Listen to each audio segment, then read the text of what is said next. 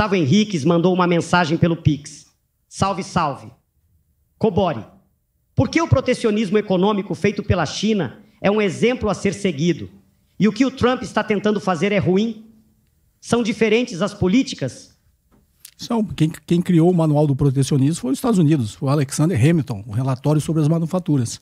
Quando a Inglaterra, o Império Britânico, queria que os Estados Unidos fosse uma potência agrícola, porque era a vantagem comparativa dele. Então, você leu o relatório sobre as manufaturas do Alexander Hamilton, foi o primeiro secretário do Tesouro americano, é o manual do protecionismo. Eles falaram, não, nós não queremos ser uma potência agrícola, nós queremos ser uma potência industrial. Então, ele levantou uma série de barreiras tarifárias para proteger a indústria nascente até ele se tornar uma potência industrial. Então, o que o Trump está tentando fazer agora e critica, e a China só chegou porque fez a mesma coisa. Na Revolução Neoliberal, no final da década de 70, início da década de 80, o consenso de Washington pregava o inverso. O mundo todo aí é livre comércio, baixas barreiras tarifárias, livre fluxo de capitais, câmbio flutuante. Por quê? Porque eu já sou uma potência industrial e eu tenho uma vantagem competitiva muito grande em cima de todo mundo. Então, abre o seu mercado aí para mim. O Brasil seguiu. Onde nós estamos? Desindustrializando o país. A China falou, não.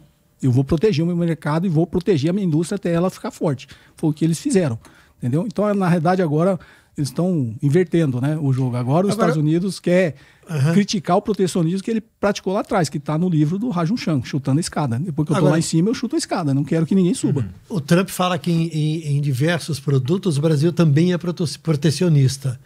E existem alguns economistas que dizem, citando alguns produtos específicos, dizendo que o Brasil cobra taxas bem mais altas que outros países para a entrada de produtos aqui. Você concorda? Eu concordo. Meu grande crítica ao Estado brasileiro é que a gente não tem um plano de nação, a gente não tem um projeto de industrialização do país, que você precisa fazer barreiras tarifárias, ter um certo protecionismo para você proteger a sua indústria. Só que você não basta proteger a sua indústria, tem que incentivar e fomentar para que ela se desenvolva. Foi o que a Coreia do Sul fez. O General Park, o ditador da Coreia do Sul, fez isso. A Hyundai era uma carroça. Hoje a Samsung, a LG, Hyundai, toda a indústria, a Samsung, toda a indústria que existe na Coreia do Sul só cresceu porque eles levantaram barreiras tarifárias, mas fomentaram a sua indústria. E ela falou, você vai ficar forte. Depois que você ficar forte, você vai para o mercado internacional. E deixou, no caso da Hyundai, deixou a GM entrar para vender no mercado sul-coreano se ela montasse nas fábricas da Hyundai e transferisse tecnologia. Então não adianta, o Brasil comete um erro, não adianta eu levar barreira tarifária só com objetivos arrecadatórios, só para arrecadar mais imposto. Não, você vai arrecadar imposto, só que você tem que utilizar de uma política industrial para desenvolver a sua indústria, senão você vai ficar sendo protegido até quando? Todos os países que fizeram isso, Japão, Coreia do Sul, China, todos os países que se desenvolveram fizeram isso até que a sua indústria se desenvolvesse. E aí depois que eu tô forte, eu tomei os anabolizantes, tô fortão, agora você entra lá no octógono e pode trocar tapa com os outros. Agora, enquanto você for raquítico, eu não vou deixar você fazer isso, você vai apanhar. Então, o que a gente tem que fazer é ter um projeto de financiamento do desenvolvimento da nossa indústria, de investir em ciência e tecnologia, pesquisa e desenvolvimento, fomentar as nossas universidades, academia, que todos os países fizeram isso. Nós nunca tivemos, Cobori? Não. Nunca tivemos. Nunca tivemos um projeto de desenvolvimento do país. Nem na época da ditadura?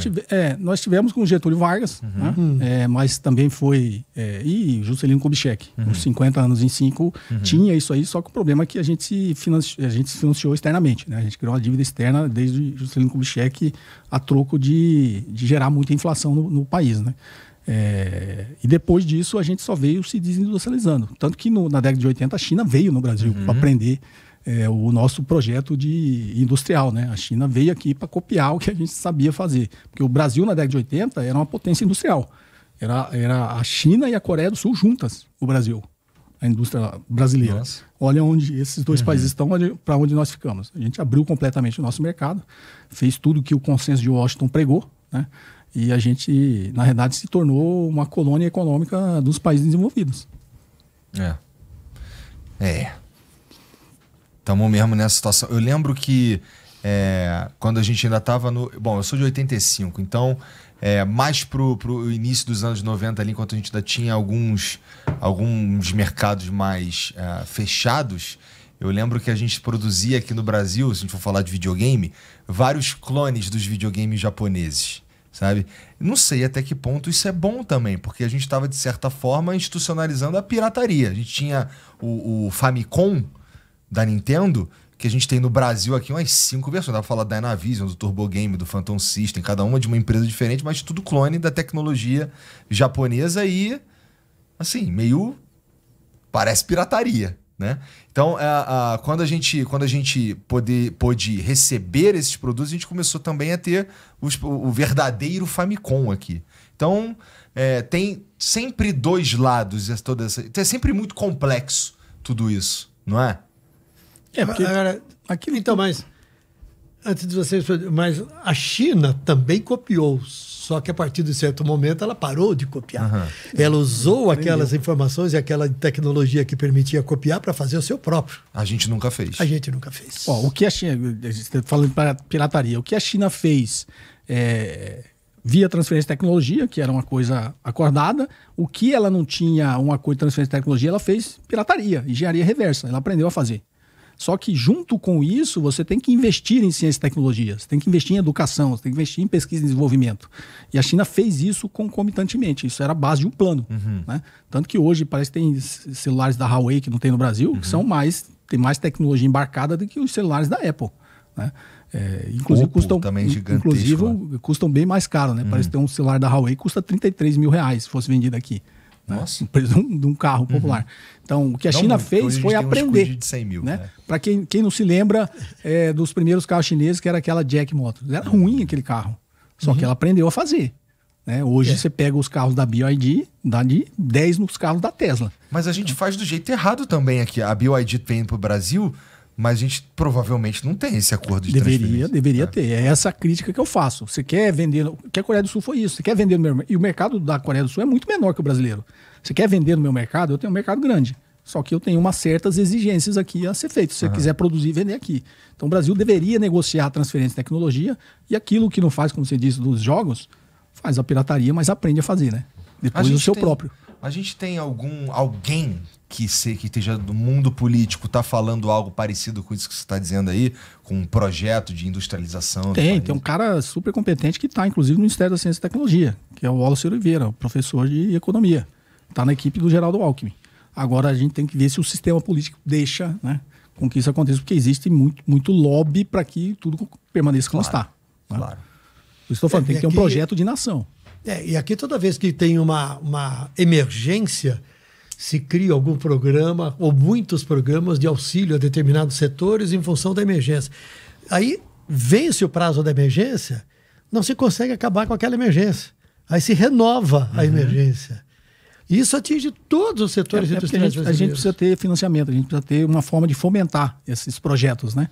E aí vem o discurso da austeridade fiscal, né? O discurso da austeridade fiscal pregada pelo consenso de Washington lá na Revolução Neoliberal é justamente para limitar a capacidade do Estado de investir.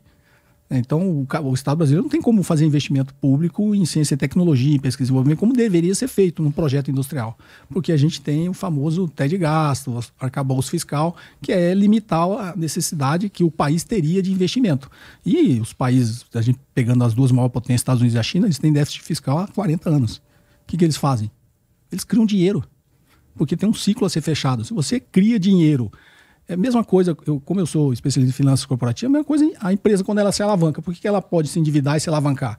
Porque ela acredita que ela vai gerar caixa lá na frente para depois pagar essa alavancagem.